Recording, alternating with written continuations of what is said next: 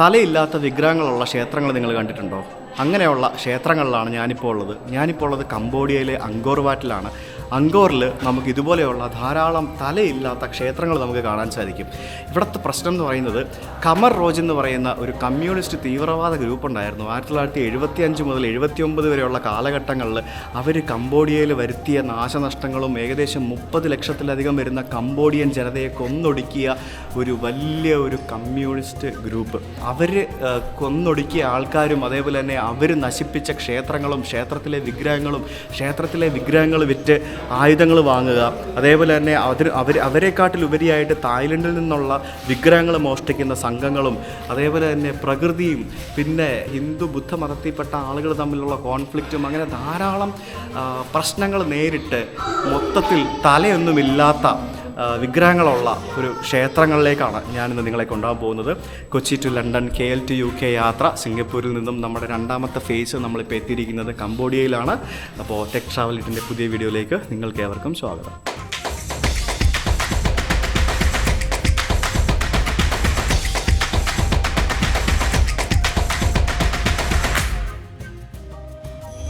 ഒരു ചേട്ടൻ പാട്ടൊക്കെ കേട്ടിരുന്ന് ഉറങ്ങുന്നുണ്ടോ?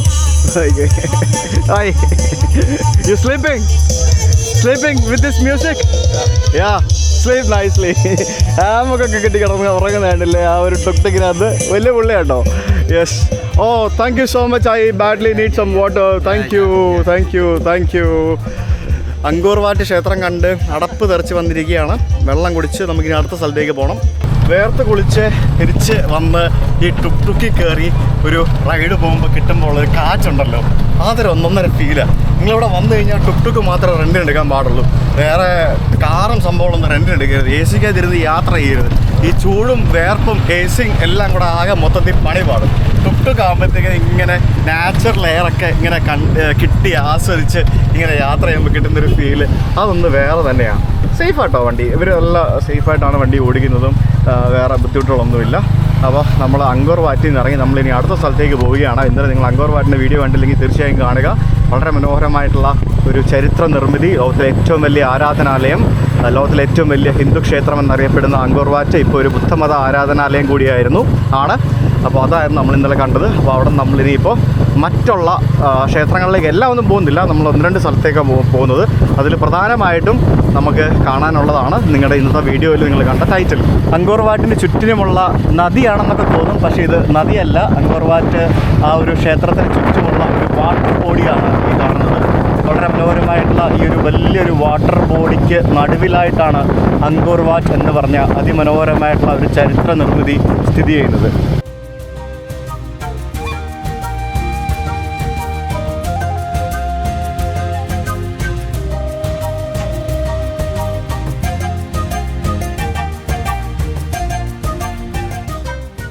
നമ്മളിപ്പോൾ പോകുന്നത് ബയോൺ ടെമ്പിൾ എന്ന് പറഞ്ഞിട്ട് ഉള്ള ഒരു ക്ഷേത്രത്തിലേക്കാണ്.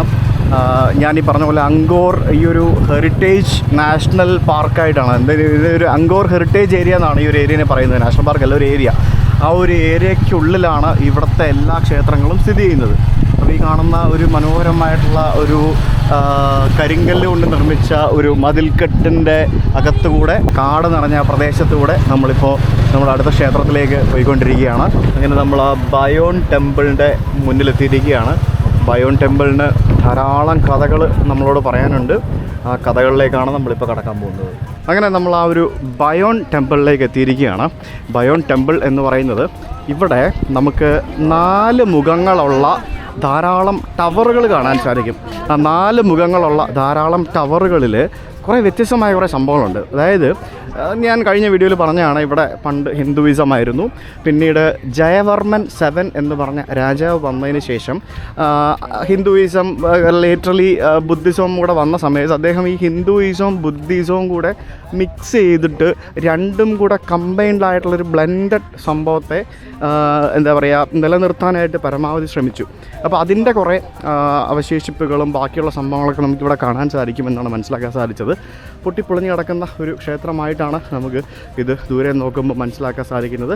അതിനും പ്രത്യേക കാരണങ്ങളുണ്ട്. അതൊക്കെ ഞാൻ അകത്തേക്ക് കയറിയിട്ട് ഞാൻ കാണിച്ചു തരാം. കമ്മ്യൂണിസ്റ്റ് പാർട്ടി ഓഫ് കംബോഡിയയുടെ ആ ഒരു 1975 മുതൽ 79 വരെയുള്ള ആ ഒരു കിരാതമായിട്ടുള്ള ആ ഒരു മാസീവ് കില്ലിങ്, ഏകദേശം 3 മില്യൺ, അതായത് 30 ലക്ഷത്തിലധികം വരുന്ന ആളുകളെ, കംബോഡിയൻ ജനതയെ, അതായത് ഇവിടുത്തെ ഏകദേശം 25% വരുന്ന ജനതയെ ഇവർ കൊന്നൊടുക്കി. അതിൻ്റെ ഒരു വലിയ കഥയുണ്ട്. ആ കഥയൊക്കെ ഞാൻ ഇതിൻ്റെ തലസ്ഥാന നഗരത്തിൽ പോകുമ്പോൾ ഞാൻ അതിനെപ്പറ്റി പറയാം. അപ്പോൾ അന്നേരം അവർ കൊന്നൊടുക്കിയ സമയത്ത് അവർ ഇവിടെ അങ്കോർ വാട്ടിൻ്റെ പരിസരത്തുള്ള പല ക്ഷേത്രങ്ങളിലെ ദേവന്മാരുടെയും ദേവതമാരുടെയും വിഗ്രഹങ്ങളുടെ തല അറുത്ത് കളയുകയും അതേപോലെ തന്നെ ആ വിഗ്രഹങ്ങൾ തച്ചുടച്ച് കളയുകയൊക്കെ ചെയ്തു. അതിന് പ്രധാന റീസൺസ് എന്ന് പറയുന്നത്, ഒന്ന് ഈ മതമില്ലാതാക്കുക എന്നുള്ള ഉദ്ദേശത്തോടു കൂടി വിഗ്രഹങ്ങൾ മതവികാരം വ്രണപ്പെടുത്താനും മറ്റുമൊക്കെ ആയിട്ട് വിഗ്രഹങ്ങൾ തച്ചുടച്ചു. പിന്നെ ഇവർ ഈ തലയും കയ്യും കാലും ഒക്കെ പലതും വെട്ടിയെടുത്തിട്ട് ഇവർ കച്ചവടം ചെയ്യുകയായിരുന്നു. അതായത് വെസ്റ്റേണേഴ്സിന്, സായിപ്പന്മാർക്ക് കച്ചവടം ചെയ്യുമായിരുന്നു എന്നാണ് പറയപ്പെടുന്നത്. അത്തരത്തിലുള്ളൊരു സംഭവം നമുക്ക് കാണാൻ സാധിക്കും. നമ്മുടെ നാട്ടിലെ പല ആരാധനാലയങ്ങളും മുഗൾ എംപയർമാർ വന്ന് നശിപ്പിച്ചു എന്നുണ്ടെങ്കിൽ ഇവിടെ കമ്മ്യൂണിസ്റ്റ് പാർട്ടിക്കാരാണ് ഇവിടുത്തെ ആരാധനാലയങ്ങൾ നശിപ്പിച്ചത് എന്നാണ് ചരിത്രം പറയുന്നത്. അപ്പോൾ നമ്മുടെ ഗൈഡിൻ്റെ ഒപ്പം നമ്മളിതിൻ്റെ ഉള്ളിലേക്ക് പ്രവേശിക്കുകയാണ്. അത് കൊള്ളാൻ വളരെ മനോഹരമായിട്ടുള്ള ഒരു ആൽമരത്തിൽ എന്തൊക്കെയോ മറ്റിങ്ങനെ ചുറ്റിപ്പിണർന്ന് നടക്കുന്നത് നമുക്ക് കാണാൻ സാധിക്കും.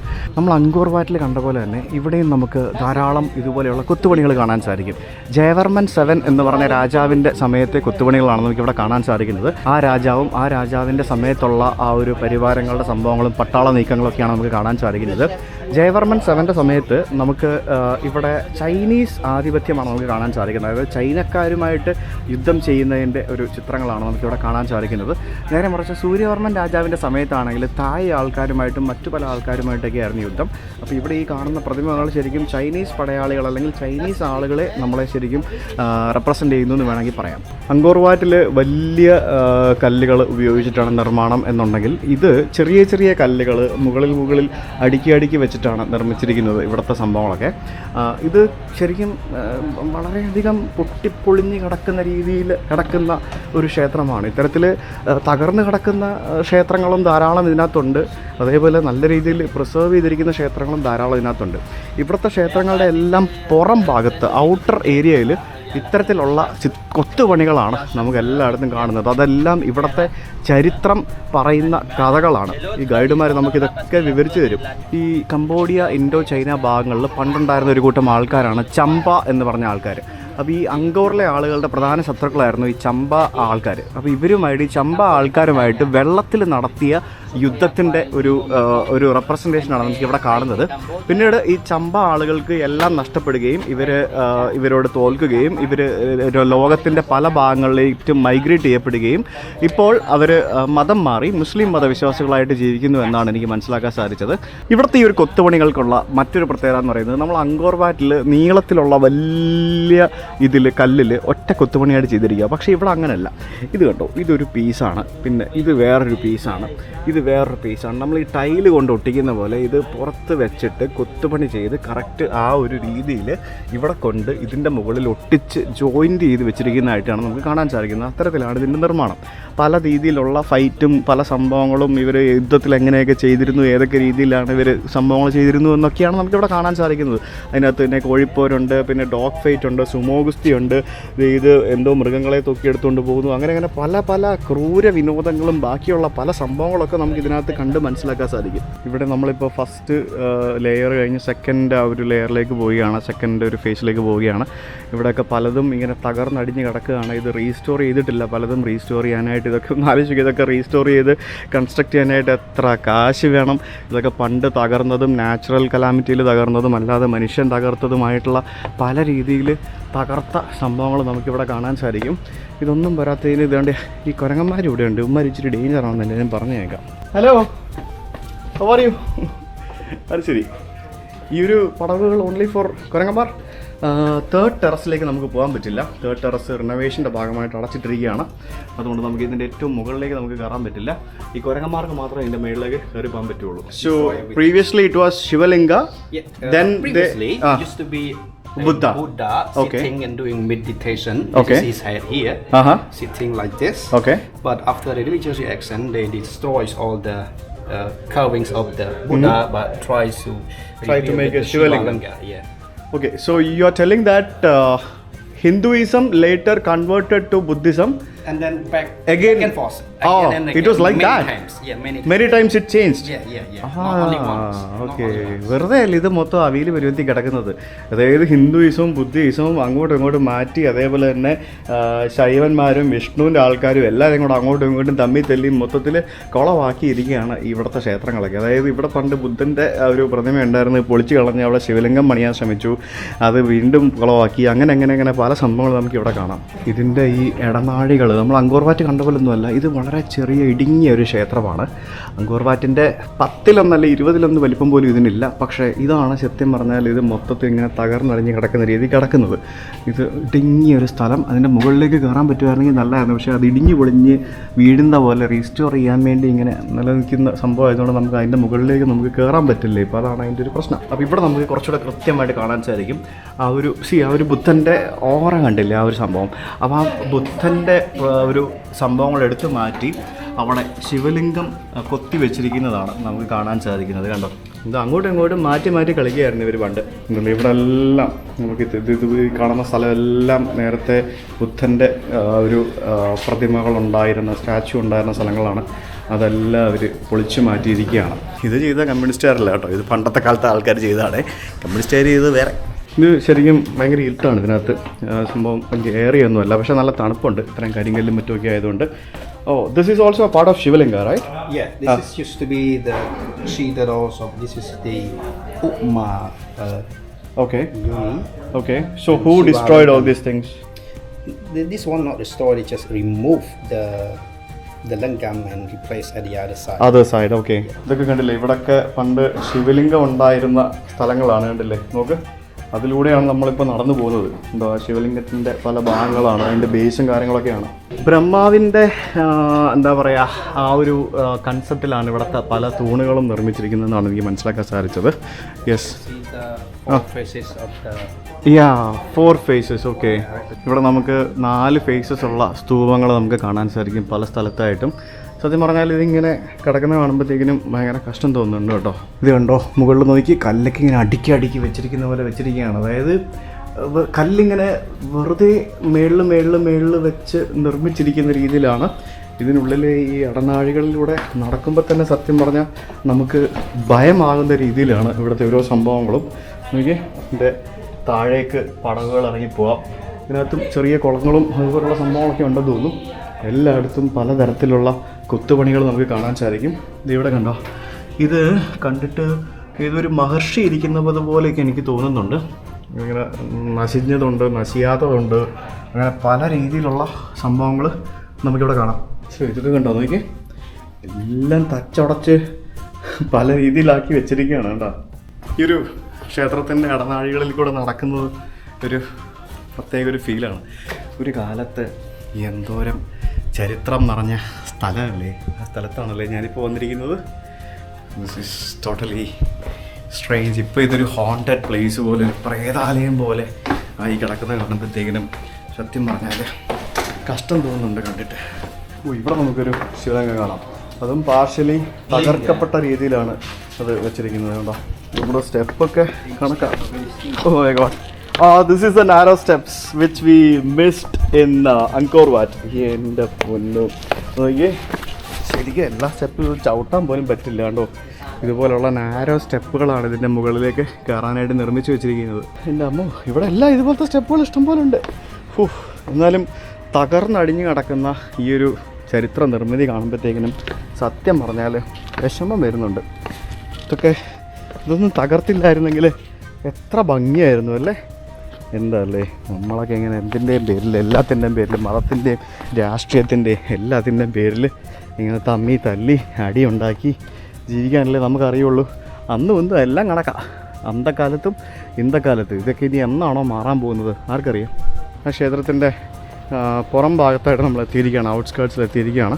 അപ്പോൾ ഇവിടെയൊക്കെ നമുക്ക് ഈ ക്ഷേത്രത്തിൻ്റെ പല തൂണുകളും പിന്നെ ക്ഷേത്രത്തിൽ നിന്നും അടർന്നു വീണതും കണ്ടുപിടിച്ചതും കണ്ടെത്തിയതുമായിട്ടുള്ള പല അവശിഷ്ടങ്ങളും നമുക്ക് പല സ്ഥലത്തിങ്ങനെ ചിതറി കിടക്കുന്നതും അടുക്കി വെച്ചിരിക്കുന്നതൊക്കെ കാണാൻ സാധിക്കും.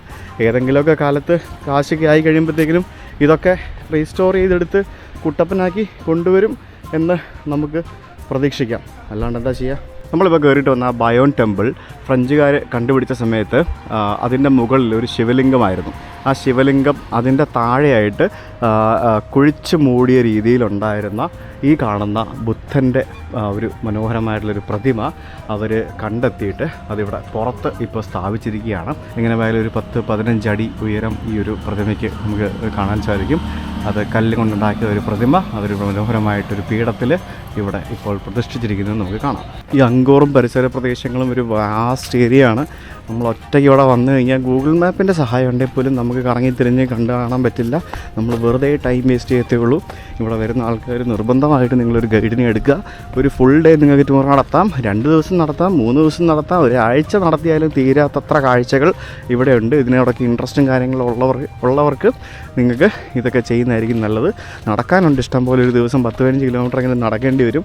നടക്കാതെ ഒരു പരിപാടിയും നടക്കത്തുമില്ല. നമ്മളിപ്പോൾ എത്തിയിരിക്കുന്നത് ബാപ്പുൻ ടെമ്പിൾ എന്ന് പറഞ്ഞ ഒരു ക്ഷേത്രത്തിലേക്കാണ്. അതായത് ഈ അങ്കോർ ഏരിയയിൽ ഏറ്റവും അധികം നശിഞ്ഞു പോയത് ഈ ഒരു ക്ഷേത്രമാണ്. ആ ക്ഷേത്രം തകർന്നടിഞ്ഞിട്ട് ഇവിടെ പല സ്ഥലത്തുനിന്ന് അതിൻ്റെ അവശിഷ്ടങ്ങൾ കുഴിച്ചെടുത്തതാണ് സത്യം പറഞ്ഞാൽ ഈ കല്ലുകൾ ഇവിടെ കാണുന്നത്. ഇതൊക്കെ എവിടെ വെക്കണം, എങ്ങനെ വെക്കണമെന്ന് പോലും ഇപ്പോഴത്തെ ആളുകൾക്ക് ശരിക്കും മനസ്സിലാക്കാൻ പറ്റാത്ത രീതിയിൽ ഇത് തകർന്ന് കിടക്കുകയാണ്. അതാണ് ഇവിടെ കിടക്കുന്നത്. അപ്പോൾ ആ ഒരു തകർന്ന ഹോണ്ടഡ് പ്ലേസ് പോലെ കിടക്കുന്ന ആ ഒരു ക്ഷേത്രത്തിലേക്കാണ് നമ്മളിപ്പോൾ എത്തിയിരിക്കുന്നത്.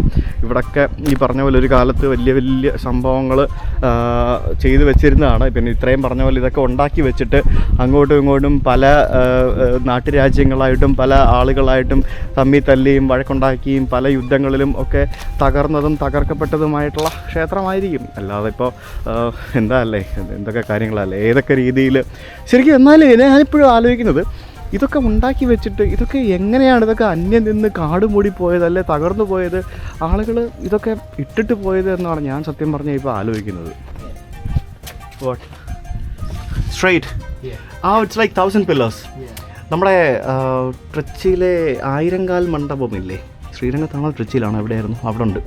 ആ 1000-കാൽ മണ്ഡപം പോലെയുള്ള ഒരു മനോഹരമായിട്ടുള്ള ഒരു പില്ലേഴ്സാണ് നമുക്കിവിടെ കാണാൻ സാധിക്കുന്നത്. ഇതിങ്ങനെ 2 സ്ട്രെച്ചിൽ നമുക്ക് ഇതിൽ ചെയ്ത് വെച്ചിരിക്കുന്നതാണ് കേട്ടോ. കൊള്ളാമല്ലേ, തലയിടിച്ചാൽ തീർന്നു. എന്താ പൊന്നു, എന്തൊക്കെ സംഭവങ്ങളാണ്. ഇതുപോലൊക്കെയുള്ളൊരു സാധനം ഇപ്പം നിർമ്മിക്കാൻ പറ്റുമോ അല്ലേ?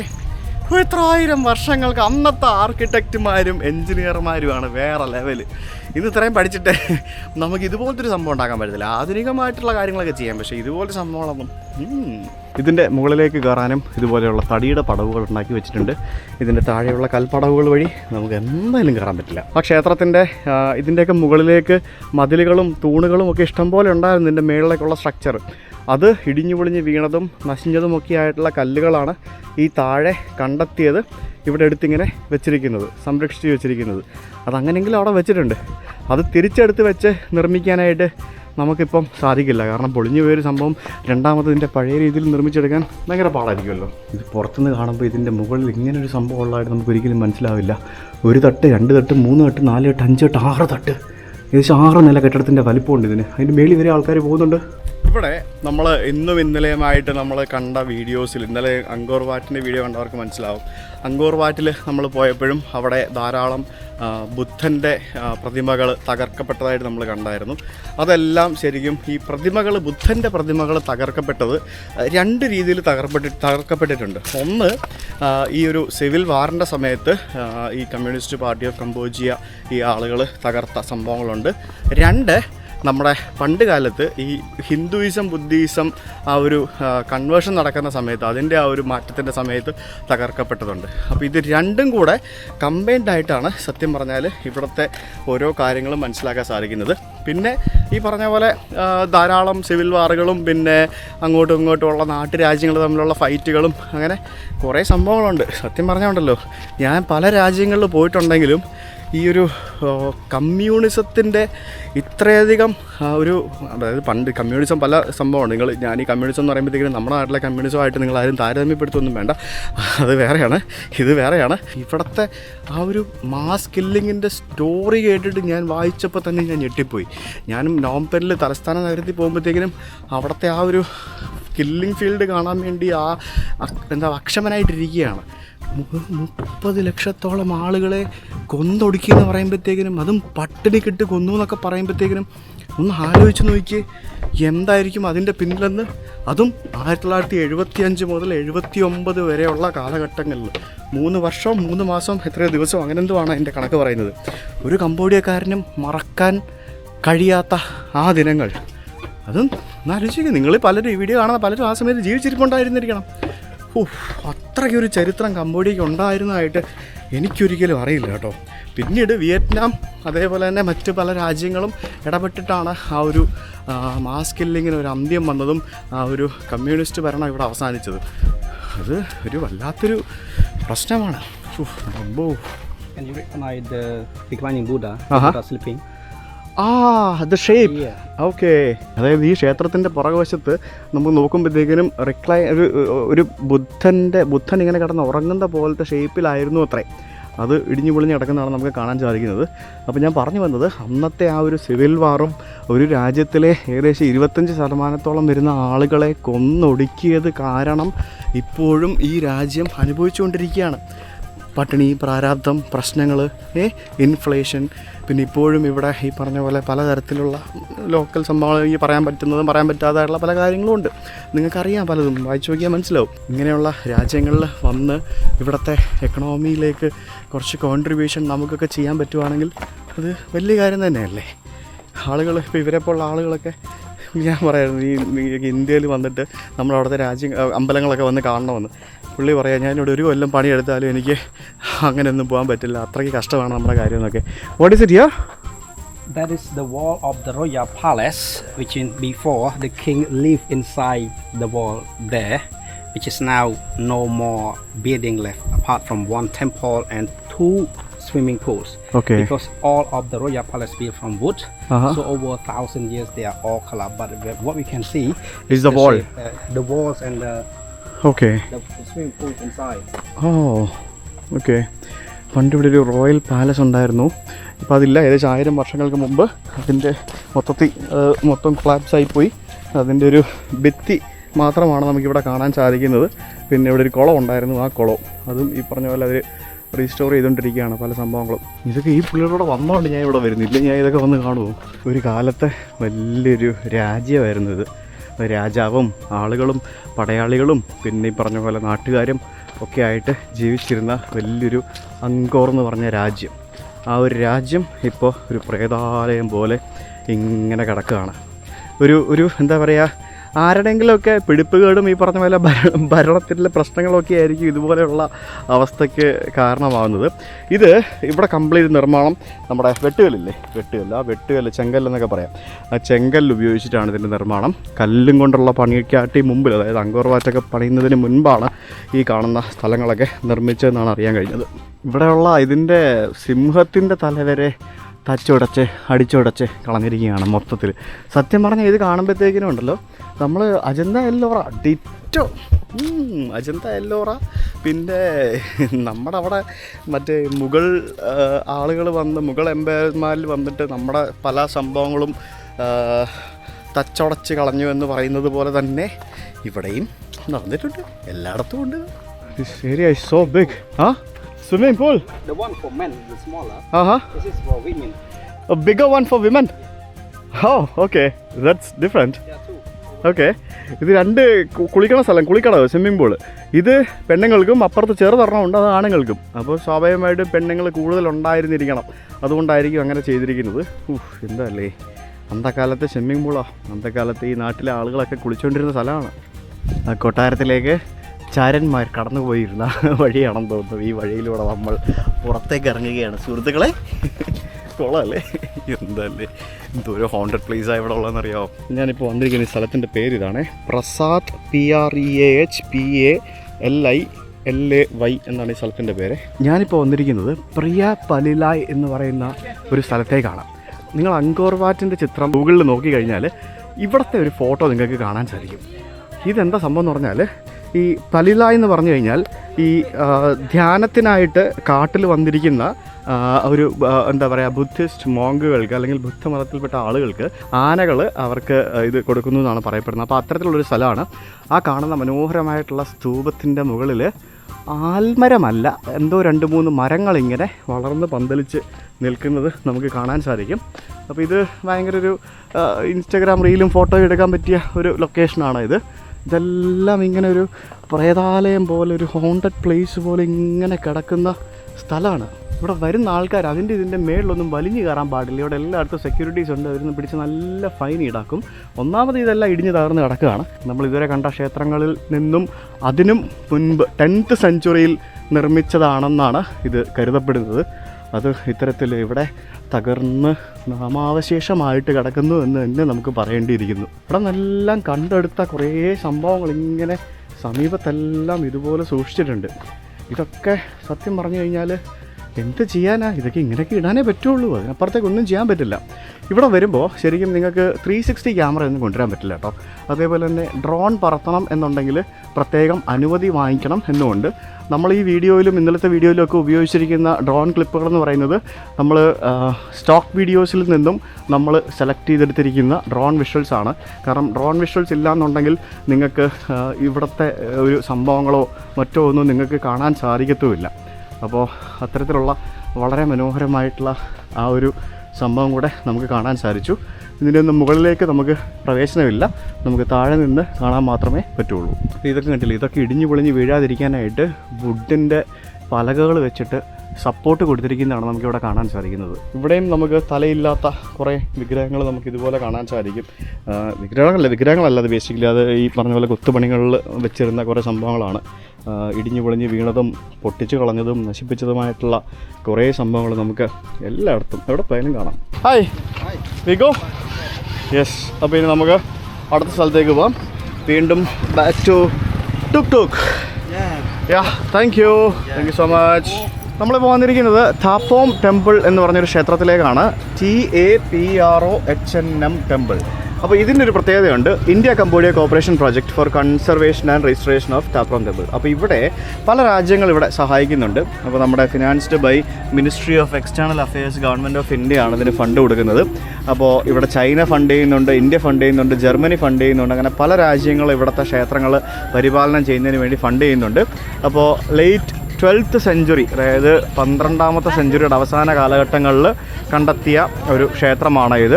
അപ്പോൾ ഈ ഒരു ക്ഷേത്രത്തിലേക്കാണ് നമ്മളിപ്പോൾ പോകുന്നത്. ഇതിൻ്റെ ബിഫോർ കൺസർവേഷനും ആഫ്റ്റർ കൺസർവേഷനും നമുക്കിവിടെ കാണാൻ സാധിക്കും. നമ്മുടെ ആർക്കിയോളജിക്കൽ സർവേ ഓഫ് ഇന്ത്യയാണ് ഇവിടുത്തെ ആക്ടിവിറ്റീസൊക്കെ നടത്തുന്നത്. ഇതിൻ്റെ രജിസ്ട്രേഷന് മുൻപ് ഈ കാണുന്ന സംഭവങ്ങൾ ഇങ്ങനെയായിരുന്നു, എല്ലാം ഇടിഞ്ഞു പൊളിഞ്ഞ് കിടക്കുന്ന രീതിയിൽ. ഇപ്പോൾ നമുക്ക് ഇത്തരത്തിലൂടെ കാണാൻ സാധിക്കും. അപ്പോൾ അത് വളരെ മികച്ച രീതിയിൽ ഇന്ത്യ അത് ഫണ്ട് കൊടുക്കുന്നതുകൊണ്ട് തന്നെ ഇന്ത്യ അത് മാക്സിമം അതിവിടെ പ്രൊജക്റ്റ് ചെയ്ത് കാണിച്ചിട്ടുണ്ട്. ഇവിടെ പല സംഭവങ്ങളും നമുക്കിവിടെ വർക്ക് ചെയ്യുന്നുണ്ട്. എന്തായാലും കൊള്ളാം, നമുക്കത് പോയി കാണാം. എത്രത്തോളം ആളുകളാണ് ഇതൊക്കെ റീസ്റ്റോർ ചെയ്യുന്നതിന് വേണ്ടി ഇവിടെ കഷ്ടപ്പെടുന്നതെന്ന് അറിയാമോ? പണ്ടെന്ന് പറയുന്നൊരു സംഭവം ഭയങ്കരമായിട്ടുണ്ടെങ്കിൽ മാത്രമേ ഇതൊക്കെ ചെയ്യാൻ പറ്റുള്ളൂ. കമ്മ്യൂണിസം തകർത്ത ക്ഷേത്രങ്ങൾ എന്നാണ് ഞാൻ ഇന്നത്തെ വീഡിയോയുടെ ടൈറ്റിൽ കൊടുത്തത്. ഓക്കെ, അപ്പോൾ ഇതിനകത്ത് ഒരു കാര്യം കൂടെ എനിക്ക് പറഞ്ഞ് ചേർക്കേണ്ടതായിട്ടുണ്ട്. അത് ഞാൻ ഈ ക്ഷേത്രത്തിൻ്റെ അടുത്തേക്ക് പോകുമ്പോൾ ഞാൻ പറയാം.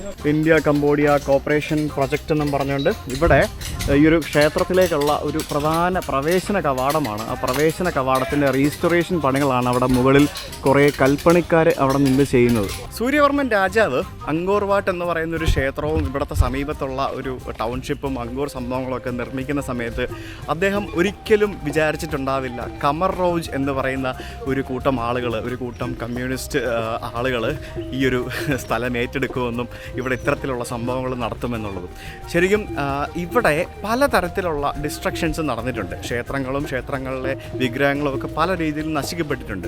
ജയവർമ്മൻ 7 അധികാരത്തിൽ വന്ന സമയത്ത് അദ്ദേഹം ഈ ബ്രാഹ്മണിസം തിരിച്ചു കൊണ്ടുവരുന്നതിന് വേണ്ടി, അതായത് നേരത്തെ ആദ്യം ഹിന്ദു ക്ഷേത്രങ്ങൾ പണിത് അതിനുശേഷം അത് ബുദ്ധക്ഷേത്രങ്ങളായി മാറി, എന്നിട്ട് വീണ്ടും ഈ ബ്രാഹ്മണിസം തിരിച്ചു കൊണ്ടുവരുന്നതിന് വേണ്ടി അദ്ദേഹം ചെയ്ത കുറേ പരിപാടികളാണ് നമ്മൾ നേരത്തെ കണ്ടത്. അതായത് ബുദ്ധൻ്റെ പ്രതിമകൾ എടുത്തു മാറ്റി അവിടെ ശിവലിംഗം വയ്ക്കുക എന്നുള്ളൊരു സംഭവമാണ് ചെയ്തത്. അവിടെ അദ്ദേഹം തകർത്തിട്ടില്ല, പക്ഷേ എടുത്തു മാറ്റി പുതിയ ക്ഷേത്രം പുതിയ വിഗ്രഹങ്ങൾ അവിടെ സ്ഥാപിക്കുകയായിരുന്നു.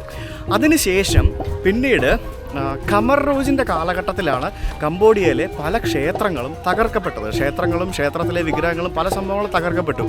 ഖമർ റോജിൻ്റെ സമയത്ത്, അതായത് ആ ഒരു കമ്മ്യൂണിസ്റ്റുകാർ നടത്തിയ ഒരു സിവിൽ വാറിൻ്റെ സമയത്ത് ഇവിടെ ധാരാളം നാശനഷ്ടങ്ങൾ സംഭവിച്ചിട്ടുണ്ടെങ്കിലും ഏറ്റവും കുറവ് നാശനഷ്ടങ്ങൾ സംഭവിച്ചത് അങ്കോർ വാറ്റും പരിസര പ്രദേശത്തുമുള്ള സംഭവങ്ങളാണ്. ഇവിടെ കുറച്ച് കലാകാരന്മാർ അവിടെ ഇരുന്ന് കുറച്ച് സംഭവങ്ങളൊക്കെ നടത്തുന്നുണ്ട്.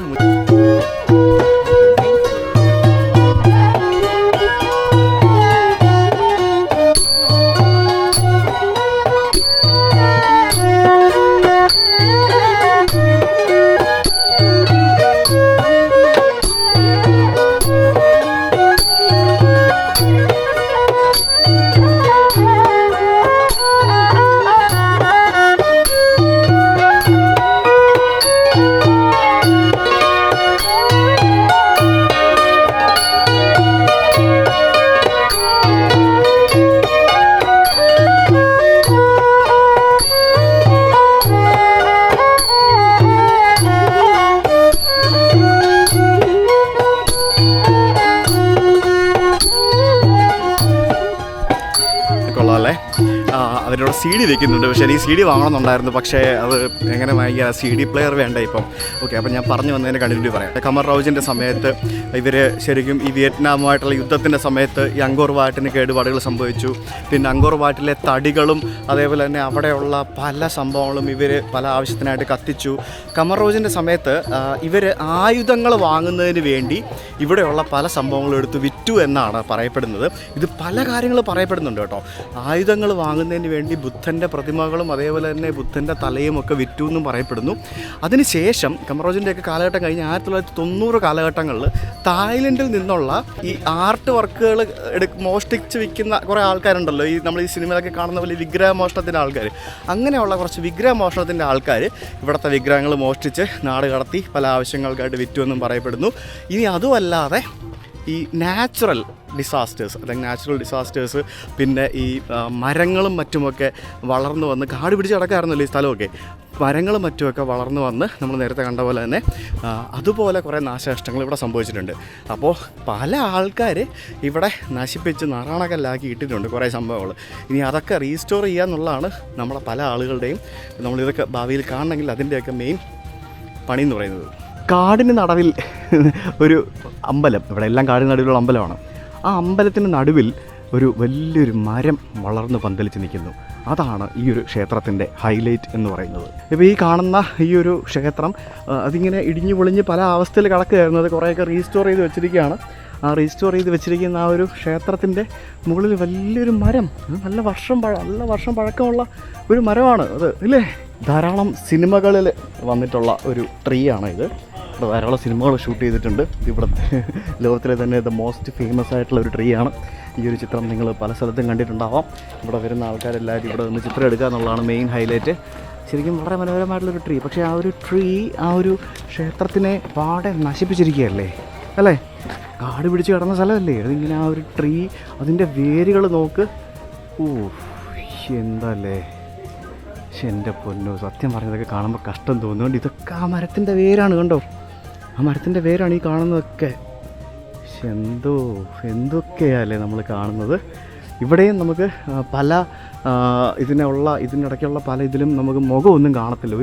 ഒരു കൊത്തുപണിയിലുള്ള വിഗ്രഹത്തിലും നമുക്ക് മുഖം കാണില്ല. ഇതൊക്കെ എവിടെ പോയി എന്നുള്ളതാണ് പലർക്കും അറിയാത്തത്.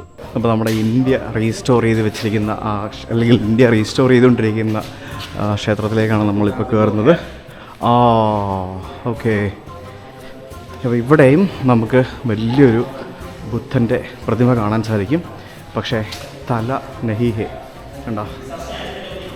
എന്ത് കഷ്ടമാണല്ലേ ഇത്.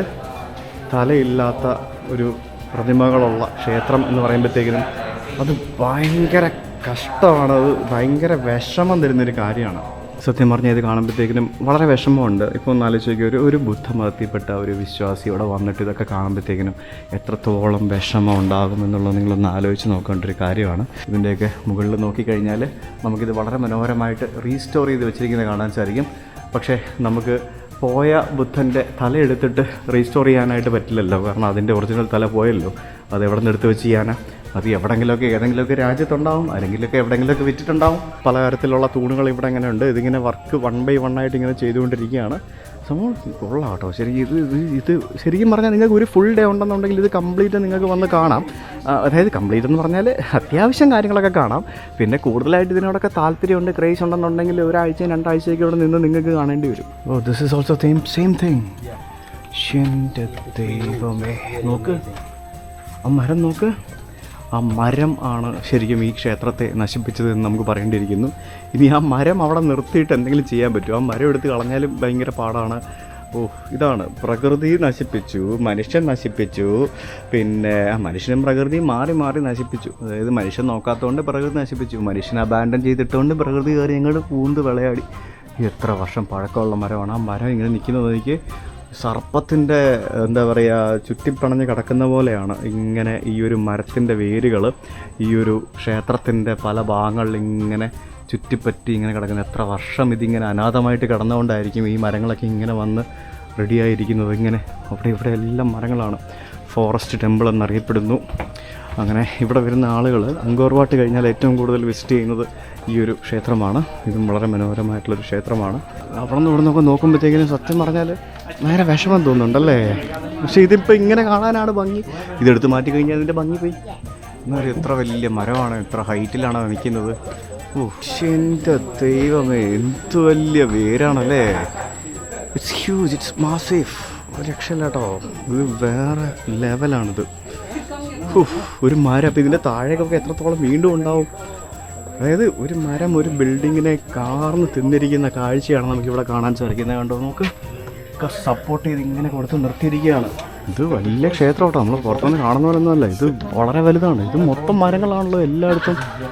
എൻ്റെ ദൈവമേ, ഇത് അകത്തോട്ട് കയറി കഴിയുമ്പോഴാണ് ഇതിൻ്റെ ഒരു തീവ്രത മനസ്സിലാവുന്നത്. ഇതുകൊണ്ട് വലിയ വലിയ മരങ്ങൾ ഇങ്ങനെ നിൽക്കുകയാണ് മൊത്തത്തിൽ എല്ലായിടത്തും.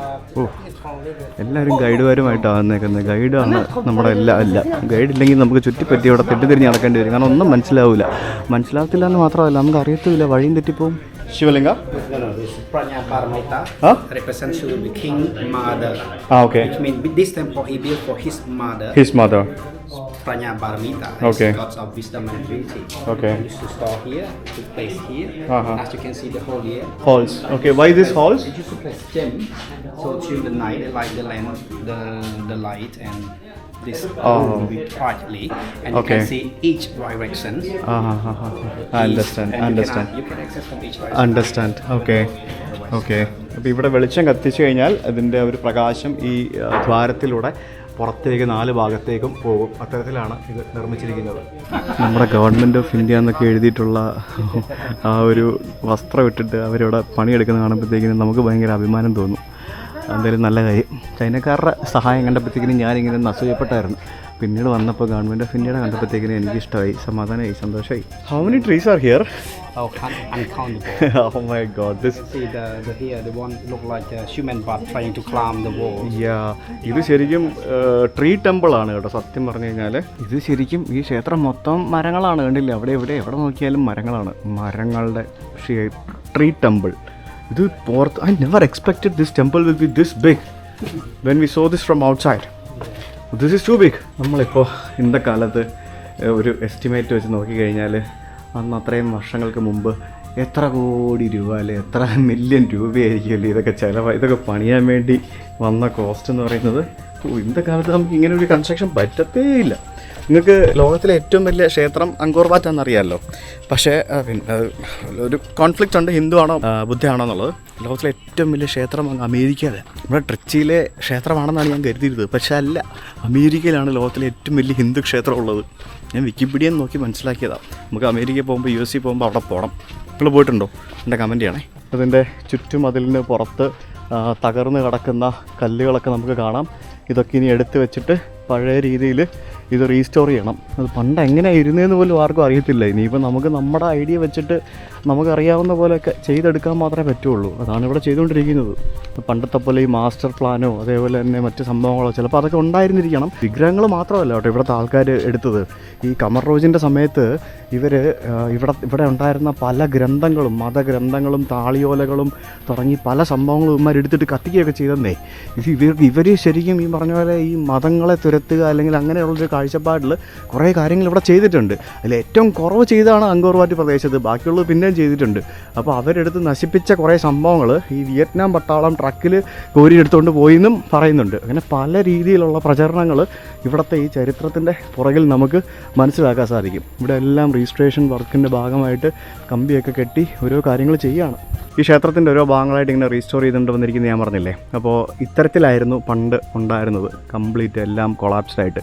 അപ്പോൾ അത് നമ്മൾ റീസ്റ്റോർ ചെയ്ത് എടുത്ത് ഇത്തരത്തിലാക്കി മാറ്റിക്കൊണ്ടിരിക്കുകയാണ് പല സംഭവങ്ങളും. അപ്പോൾ ഇത് റീസെൻ്റായിട്ട് റീസ്റ്റോർ ചെയ്തെടുത്ത് വെച്ചിരിക്കുന്ന സംഭവങ്ങളാണ് നമുക്കിവിടെ ഈ കാണുന്നത്. എന്നാൽ ഇതൊരു സംഭവം കേട്ടോ, അങ്കോർ വാറ്റ് വരുന്നവർ ഈ ട്രീ ടെമ്പിൾ ഒന്ന് മിസ് ചെയ്യരുതേ, കാണണേ. ഇത് മസ്റ്റാണ് ഇവിടുത്തെ എനിക്കിഷ്ടപ്പെട്ട ഒരു വളരെ മനോഹരമായിട്ടുള്ളൊരു സ്ഥലം.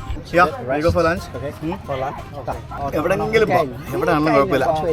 ഒരു കരിക്ക് കിട്ടി. നമ്മൾ ഫുഡ് കഴിക്കാൻ വേണ്ടി വന്നിരിക്കുകയാണ്. ഇവിടെ ഹാമൊക്കെ കെട്ടി ആൾക്കാർ റെസ്റ്റ് എടുക്കുന്നു. ഈ ടൂറിൻ്റെ ഇടയ്ക്ക് ഫുഡ് കഴിക്കാൻ വേണ്ടി വരുന്ന സ്ഥലമാണ്. ഇതുപോലത്തെ റെസ്റ്റോറൻറ്റുകൾ ഇഷ്ടംപോലെ ഉണ്ട്. ഇത് കൊള്ളാട്ടോ പരിപാടി. ഹാമോക്കിൽ കിടന്ന് റിലാക്സ് ചെയ്ത് ഫുഡൊക്കെ കഴിച്ച് ഇരിക്കുന്ന പരിപാടി അതെനിക്കിഷ്ടപ്പെട്ടു. അത് ഭയങ്കര യുണീക്കാണ്, വെറൈറ്റി സംഭവം. നമുക്ക് ഹാങ്ങോക്കി കിടക്കാൻ നമ്മൾ രണ്ടുപേരല്ലേ ഉള്ളൂ. നമുക്ക് ഹാങ്ങോക്കി കിടക്കാനായിട്ട് ഉണ്ടെങ്കിൽ നമുക്ക് കിടക്കാം, ഇല്ലെങ്കിൽ നമുക്ക് എവിടെയെങ്കിലും ഇരുന്ന് ഫുഡ് കഴിക്കാം. Anywhere is okay, this okay. നമ്മുടെ ഗൈഡിന് ഫുഡ് ഇവിടെ നിന്ന് ഫ്രീ ആയിട്ട് കിട്ടും എന്ന് പറഞ്ഞു. അപ്പോൾ പുള്ളി ഭക്ഷണം കഴിക്കാനായിട്ട് പോയി. അപ്പോൾ ഞാനിവിടെ ഒറ്റയ്ക്ക് ഇരിക്കുകയാണ് സുഹൃത്തുക്കളെ. ഹാമോക്കി കിടക്കാം, ഫാനൊക്കെ ഉണ്ട് ഇവിടെ. ഞാനൊരു ചിക്കൻ കറിയും, അതായത് ഒരു കംബോഡിയൻ സ്റ്റൈൽ ഒരു ചിക്കൻ കറിയും ഒരു റൈസും ഓർഡർ ചെയ്തു. റൈസ് അതിൻ്റെ കൂട്ടത്തിൽ കിട്ടും, കറി വാങ്ങിച്ച് കഴിഞ്ഞാൽ റൈസ് അതിൻ്റെ കൂട്ടത്തിൽ കിട്ടും. $8 അതിൻ്റെ പ്രൈസ്. ആകെ വേർത്ത് കുളിച്ച് അവശനായിരിക്കുകയാണ്. എനിക്ക് ഇഷ്ടപ്പെട്ടു കേട്ടോ ഇവിടുത്തെ ആംബിയൻസ്. നമുക്കിങ്ങനെ ഒരു 4-5 പേർക്ക് ഇങ്ങനെ സുഖമായിട്ട് ഇവിടെ ഇരുന്ന് കഴിക്കുക. $8 എന്ന് പറയുമ്പോഴത്തേക്കിനും $700 ഇതുപോലൊരു സ്ഥലത്ത് അത്രയും കോസ്റ്റ് വരും. ഇത് ടൂറിസ്റ്റ് പ്ലേസാണ്. പക്ഷേ ഞാനിവിടെ കണ്ടില്ല, രാജാവിനെ പോലെ കിടന്നു ഇരുന്നുമാണ് ഫുഡ് കഴിക്കാൻ പോകുന്നത്.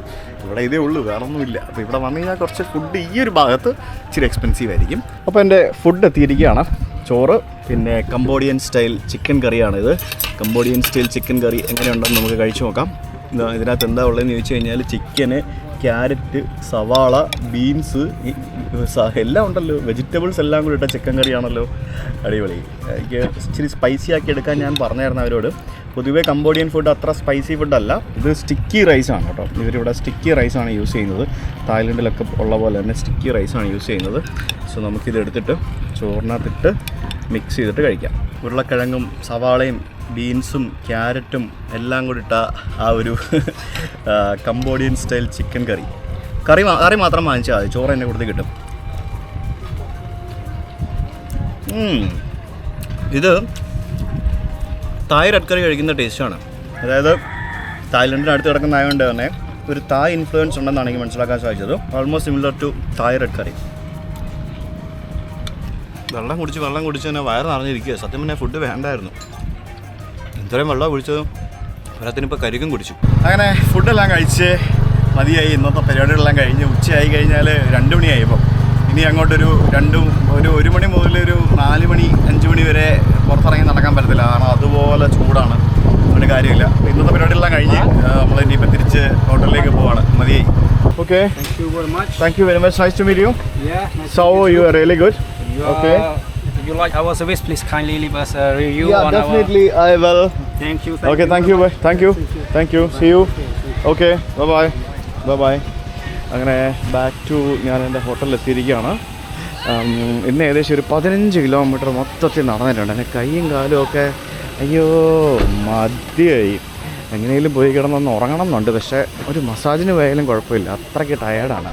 So let's go to the room. അപ്പോൾ അങ്കോർ വാറ്റിൻ്റെ പരിസര പ്രദേശങ്ങളും ബാക്കിയുള്ള സംഭവങ്ങളൊക്കെ നിങ്ങൾക്ക് ഇഷ്ടമായെന്ന് വിചാരിക്കുന്നു.